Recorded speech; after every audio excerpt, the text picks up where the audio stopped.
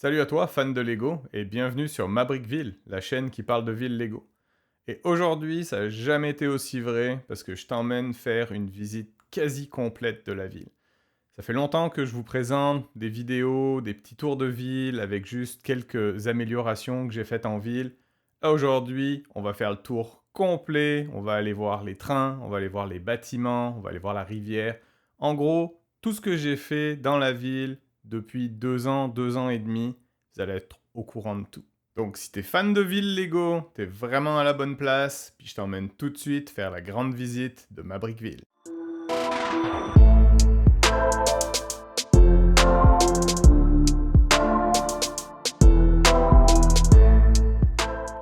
Comme c'est ma première ville, j'ai voulu garder un plan assez simple où la route fait une sorte de T, les bâtiments sont autour et les rails font vraiment tout le tour de la ville. C'était la solution la plus simple pour avoir le plus de rails possible en n'ayant pas trop de courbes. Et je suis assez content d'avoir réussi à conserver quand même pas mal le plan que je m'étais fait au départ en utilisant Bluebricks et Excel. Et du coup, la ville a pas mal été créée en respectant ce que j'avais imaginé au tout début. Même si on peut tourner tout autour de la ville, j'ai toujours conçu avec en tête le fait qu'elle soit plus regardable d'un côté, qui est le côté qu'on voit ici, que je trouve qui est plus la face avant de la ville, avec le passage à niveau, l'entrée de la rue. On voit les façades de ce que moi je trouvais être les plus beaux bâtiments modulaires. Et ma ville est vraiment un mélange de créations que j'ai faites moi-même, de bâtiments Lego, entre autres des bâtiments modulaires, mais également des ensembles city. C'est vraiment comme un mix and match de plein de choses. Des fois, c'est des sets Lego que j'ai modifiés. Des fois, c'est vraiment des créations vraiment qui sortent de mon imagination complètement. Donc, comme du beau Lego, c'est vraiment un mix and match de plein de choses. La face arrière, entre guillemets, de la ville où il y a la gare de triage est quand même beaucoup moins belle. C'est l'arrière des bâtiments modulaires. C'est en plus un espace que j'ai pas du tout travaillé. Contrairement à la rue principale qui a été vraiment la première chose que j'ai faite quand j'ai construit la ville.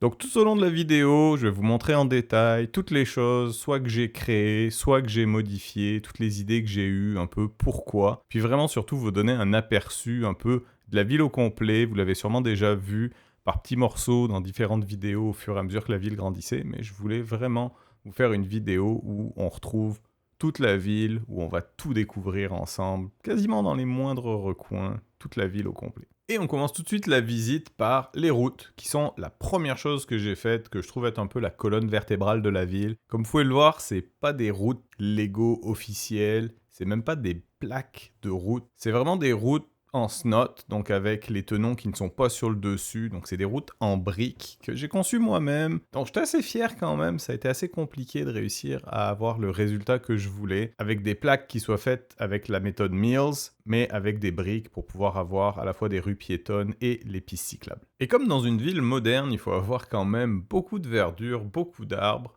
j'ai créé toute une série d'arbres. Et je dis bien j'ai créé parce que les arbres qui viennent dans les ensembles Lego, je suis désolé, mais sont vraiment tristes. Le seul arbre que j'ai qui vient d'un ensemble Lego, c'est celui de la librairie des bâtiments modulaires. Et il est vraiment, je pense, c'est un des plus tristes qui existent. Il est comme tout rabougri, il n'y a rien dessus. Donc j'ai toujours voulu créer des arbres avec vraiment beaucoup de feuillage, des arbres touffus, des arbres grands. Voilà, des arbres qui ressemblent à des arbres en fait, pas des arbres qui ressemblent à 4 bouts de Lego carrés mis ensemble. Donc souvent c'est très fragile, c'est assez compliqué à monter et ça se déplace extrêmement mal.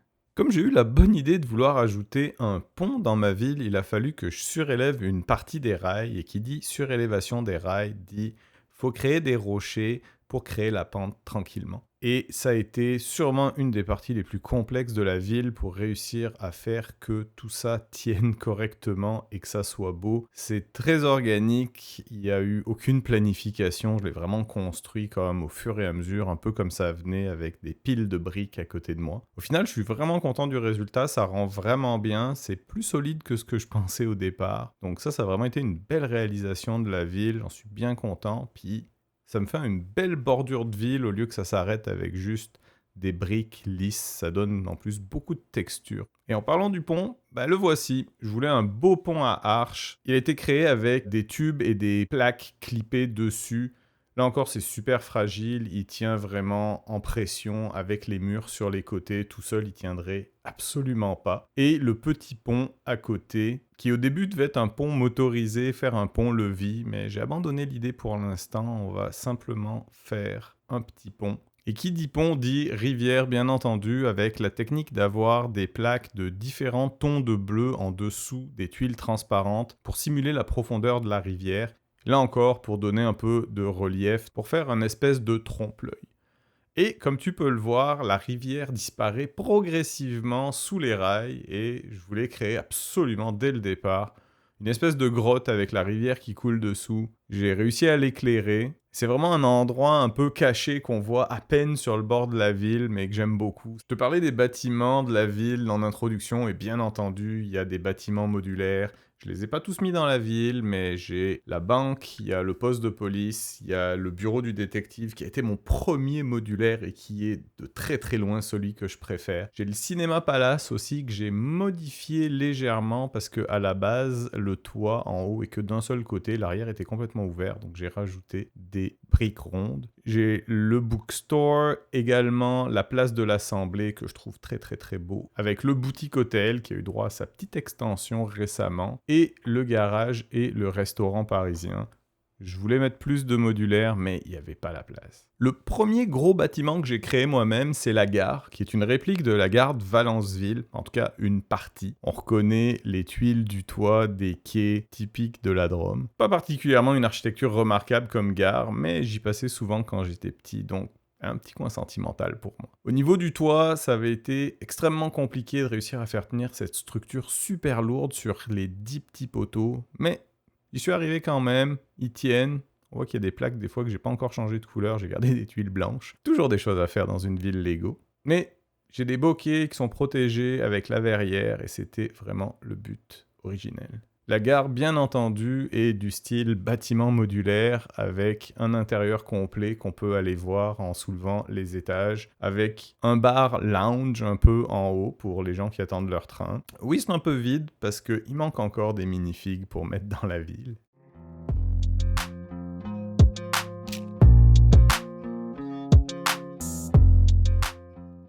Et au rez-de-chaussée, une gare assez classique avec son guichet, avec les fameuses dalles podotactiles bleues qu'on retrouve toujours dans les gares pour guider les personnes malvoyantes. La petite machine à composter, qui existe sûrement plus vraiment dans les gares actuelles, mais que moi j'avais toujours quand j'étais plus jeune.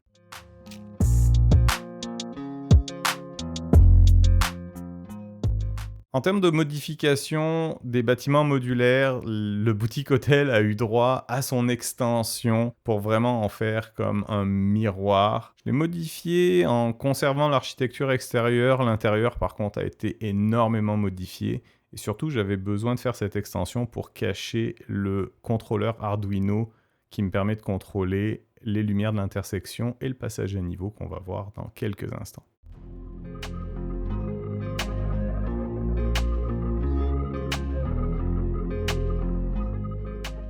Et enfin, le dernier petit bâtiment que j'ai créé, mais pas le moindre, le poste d'aiguillage.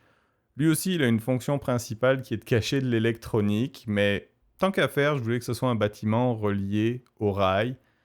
Donc c'est vraiment un poste qu'on va retrouver souvent à l'entrée des gares de triage ou à l'entrée des gares simplement. Pour trouver l'architecture, fais le tour sur internet, essayez de trouver des photos. Je voulais pas qu'il soit trop uniforme, donc rajouter un petit peu de verdure dessus pour cacher un peu ces briques maçonnerie. Et là encore, je l'ai fait style modulaire avec le toit qui se détache et on voit le poste d'aiguillage avec tous les leviers pour contrôler sûrement beaucoup plus de voies que ce que j'ai, mais je connais pas tant que ça en rail, donc c'est plus une représentation. Et surtout, en dessous, tout l'électronique avec les moteurs en dessous qu'on voit pas en dessous du Arduino qui, eux, permettent de contrôler vraiment tout le passage à niveau, ouvrir, fermer les barrières et qui contrôlent également l'aiguillage qui est juste à côté. Et comme une ville, c'est pas simplement des routes, des bâtiments et des arbres, mais c'est aussi des personnes. Il y a énormément de minifigures dans ma ville. Je dois avouer que j'ai vraiment une passion, peut-être même une dépendance aux minifigures. Et entre autres, une des premières petites histoires que j'ai créées, c'était les voleurs de banque avec le fourgon blindé qui venait avec le set du train cargo. Et j'ai ajouté quelques mini-figures qui ont décidément de mauvaises intentions vis-à-vis des lingots d'or qui se cachent dans le fourgon blindé. Et quand on a des voleurs, on a bien entendu besoin de policiers. Donc on a un policier qui court après un voleur sur le toit. Je sais pas trop où est-ce qu'il va se rendre ce voleur-là, il risque d'être pas mal coincé. On en a un autre qui est en train de guetter un voleur. Donc on a comme un voleur qui essaie de voler un voleur. La cheminée, pour info, descend directement dans la salle du coffre de la banque. Donc ben des histoires de voleurs pour l'instant dans cette ville. Mais on a aussi des animaux, dont un qui défend cette petite dame qui essaie de rentrer chez elle avec encore un petit voyou. Et là, on passe sûrement à ma minifig préférée, cette espèce de magnifique bof avec une tête rétro et une moustache absolument magnifique, accompagné de son ami qui va clairement à la plage avec son chihuahua. Je les trouve absolument sublimes, ces deux magnifiques beaufs. Et si vous me suivez depuis quelques temps, vous avez sûrement remarqué que là par contre j'ai clairement une grosse dépendance aux animaux Lego. Je suis à peu près toujours en train d'en acheter, beaucoup plus que de raison. Les moutons sont absolument magnifiques, les cochons également, les petits porcelets.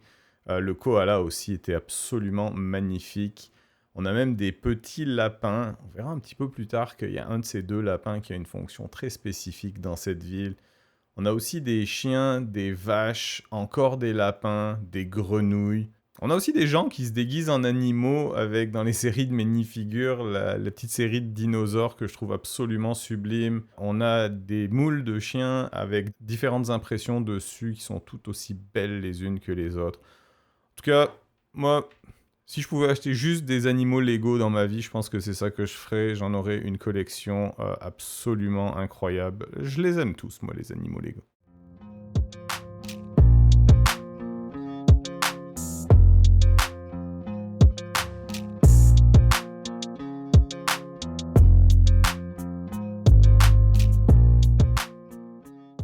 Quand j'ai vu cette mini-figure dans une des séries de minifigs, je pense qu'il devait être la 23 ou la 24, j'ai immédiatement pensé à une attaque extraterrestre. Et qui dit extraterrestre dit soucoupe volante et de préférence aspirer des vaches dans le faisceau tracteur.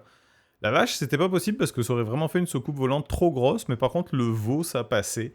Donc du coup, petite soucoupe volante rétro qui aspire des vaches au-dessus de ma magnifique ville. Puis un peu en vrac, il y a je pense maintenant, des centaines de mini-figures dans la ville. Je les ai jamais comptées, mais un jour je devrais, avec le petit enfant dans son train, encore là d'une série de mini-figures, le petit enfant qui vend le journal. J'aime beaucoup mettre des enfants, trouver des torses qui sont vraiment cute, comme le petit t-shirt classique Space. Beaucoup de vélos aussi en ville. Moi, je fais beaucoup de vélos dans la vie, donc à t'en faire, j'aime ça répliquer ça dans ma ville. Donc toujours en train de chercher des nouvelles mini-figurines, fouiller sur Bricklink, fouiller dans le build de minifigures dans les Lego Store. Toujours en train d'essayer de trouver des mini-figures. Je trouve que c'est une belle activité, fabriquer des mini-figures.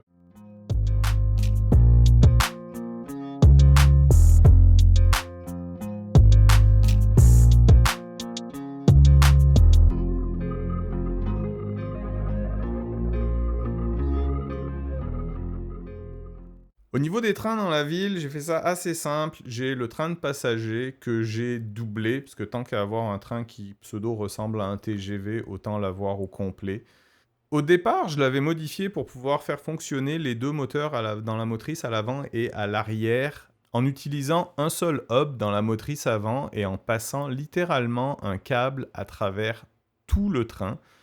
Ça s'est avéré une catastrophe, ça faisait dérailler le train, il fallait que le câble soit pas trop tendu pour pas créer de déraillement, pour pas tirer entre les wagons. Puis il s'est trouvé que le splitter qui venait de chez PF Productions, qui me permettait de brancher deux moteurs sur un port de hub, en fait il m'a juste lâchement abandonné il y a quelques jours, donc j'ai décidé d'arracher tout ce câble et de simplement mettre deux moteurs.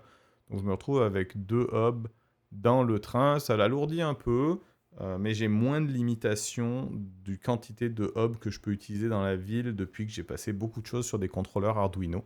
Donc maintenant, j'ai un moteur en avant, un moteur en arrière, puis via l'app Lego, on peut contrôler les deux en même temps, en sens inverse, pour les faire fonctionner tous les deux. Donc les deux sont installés dans le train, pas de la façon officielle, j'ai dû les modifier un peu parce que dans le moteur en avant, j'ai un capteur de couleur qui me sert à reconnaître des tuiles de couleur pour automatiser certaines choses dans la ville. Donc du coup, le hub est reculé un peu, il a fallu le modifier un peu, le train n'est pas standard, dirons-nous. Le deuxième train que j'utilise beaucoup dans la ville, c'est la locomotive Crocodile, qui je trouve est un des plus beaux trains récents de Lego, et pour lequel j'ai créé 2 wagons en arrière, donc vraiment un boxcar classique, et ainsi qu'un wagon à charbon. Ça a été beaucoup de plaisir à créer ces 2 petits wagons. J'y connais, c'est pas vraiment grand-chose en train, donc beaucoup de recherches pour savoir comment c'était fait, à quoi ça ressemblait, qu'est-ce qu'on mettait comme wagon en arrière d'une locomotive Crocodile. Et vous pouvez remarquer que j'ai un petit câble entre le wagon, le premier wagon et la locomotive. En fait, simplement parce que je trouvais ça dommage que quand on motorise la locomotive Crocodile, ben, on perde l'intérieur de la locomotive parce qu'on avait le hub qui venait se mettre à la place. Donc du coup, ben, j'ai gardé le moteur dans la locomotive, mais par contre, le hub et le capteur de couleur, ben, je les ai déplacés dans le wagon en arrière.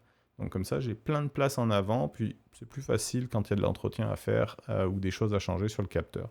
Et tu as peut-être remarqué depuis tantôt que mes traverses de ballast de train, ben en fait, il y en a plein qui sont pas vraiment standards Lego, qui ont une belle impression façon bois. C'est des produits de Trixbricks qui sont absolument magnifiques. Je recommande absolument à tout le monde si vous voulez améliorer votre ville. Ça coûte pas plus cher que des tuiles Lego standards et c'est tellement plus beau.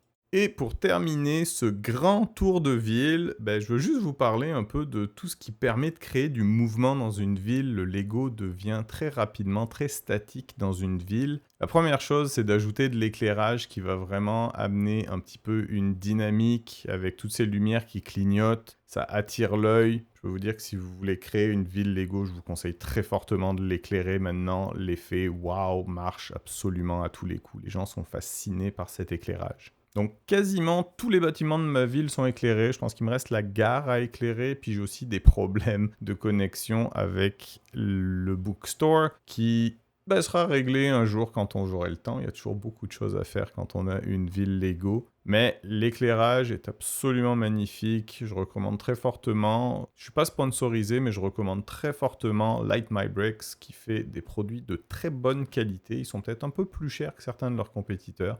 Mais j'ai jamais eu aucun problème avec leurs produits, toujours eu du bon service également avec eux, donc ça vaut le coup de le noter.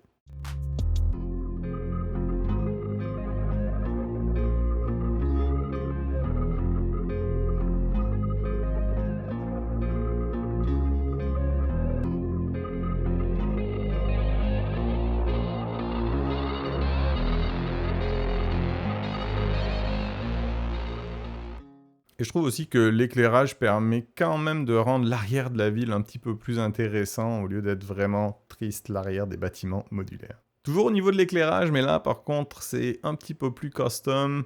C'est les lumières de l'intersection. Dès que j'ai créé une route qui avait une intersection, je me suis dit il doit y avoir une façon de mettre les lumières à l'intersection.